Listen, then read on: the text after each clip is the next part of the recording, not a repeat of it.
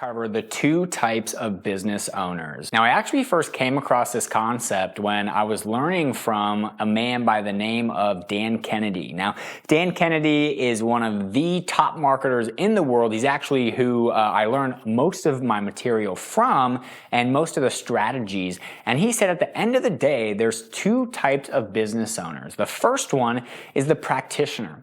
Right? It's the person who was grilling great steaks or burgers or meat in his backyard and had this great idea to start a barbecue place as a result of how good his barbecue was. We probably know a lot of people who are the best in the world at what they do, but they don't get paid in relation to that. Why is that? Well, it's because the best known beats the best. When I used to teach martial arts, we would go and compete against another school within the same franchise as us. And we would beat them every single time we went into the tournament. I mean, we would literally whoop their ass. But they had a waiting line to get in their school and we did not. How is that? We had the best product, right? Yes, but at the end of the day, best known beats best. So the first type of business owner is a practitioner.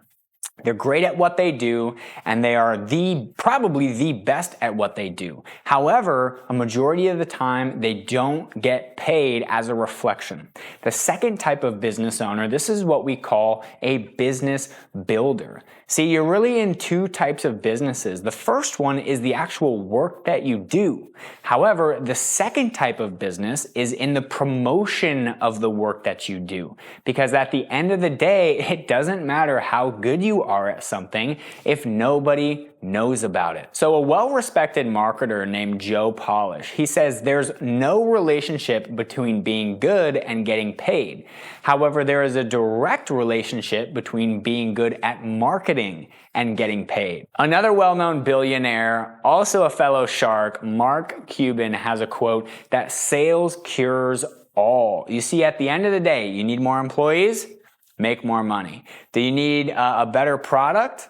Make more money. Do you need to invest more into marketing? Make more money. If you have problems in your business, it's not going to be fixed most of the time by becoming better at your craft unless that craft is sales and marketing. Because without sales and marketing, the rest of the engine does not run. Product fulfillment, account management, finance, HR, none of that happens unless sales and dollars are coming through the door. In fact, what's the number one reason that businesses fail? It's because they don't get enough orders at a high enough quantity and a good enough price point to stay in business. If they did, they wouldn't have that problem. So it all starts from the tip of the spear, which is sales and marketing. Now, over the next 6 to 7 modules, we are going to go in depth in the strategies and the tactics, even the shortcuts. But with that being said, in the beginning, you will suck. It doesn't matter how much, right? When a baby's first starting to crawl, they fall down. When they first start taking their steps, they fall down. But what do they do every single time? They get back up and they try again. And the last thing that I want you to do is be like that picture of the guy who was 1 inch from diamonds.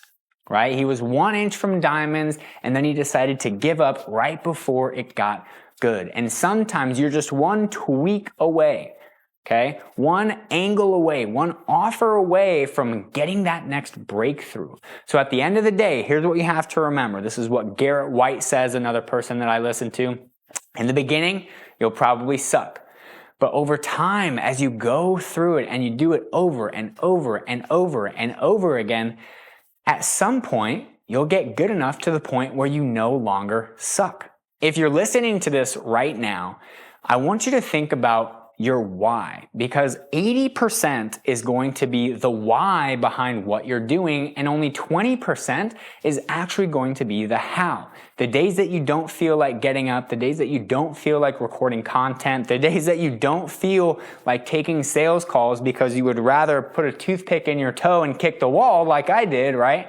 You have to remember your why. My why is the day that my mom took me through the McDonald's drive-thru on a cold January day. And as we were coming out to the stoplight, there was a homeless guy on the corner. And the homeless guy was obviously freezing his ass off. He didn't have a blanket, nothing. He had a coat, hat, that was about it. And I looked at my mom, I said, hey mom, can we give this guy the McDonald's? And she said, no, he doesn't need it. You don't know. He could be an alcoholic, whatever. And I'm like, well, there's no alcohol in the McDonald's, mom. So like, clearly I can give him the McDonald's. So I rolled down the window against my mom's wishes and I said, hey, come here. And I handed him the McDonald's. And he started just bursting out into tears. And he started thanking us so much. And unfortunately, the light turned green. We had to drive off. And I looked at my mom and I said, Mom, are we ever going to be homeless? I was about 10 or 11 at the time, so I didn't really have a grasp of how all that stuff worked. And then my mom started crying. She started bursting into tears and she said, no, Daniel, that's not going to happen. I'm going to make sure that it never happens. Looking back now, knowing the difference, what made the difference between my mom and the homeless guy sitting on the side of the road? It wasn't who they knew. It was what they knew. Because if the homeless guy had the same skill set that my mom did, he would be able to make the same decisions and thus the same money that would get him out of his homelessness. My why at Wealthy Clients is that we want to provide financial independence through education and services. This is why we work with tax planners and wealth advisors just like you, because you guys help financial liberation throughout the entire country. And if we can help you do that, we can help our mission and our impact. But if I didn't have that why, certain days I wouldn't want to get up and do what it is that we do. So at the end of the day, it's going to be 80% why and only 20% how. So your vision, your why, is it compelling enough? Is it compelling enough to go beyond the money? Is it compelling enough to have you wake up every single day and make sure that you can do the things even when you don't want to do them?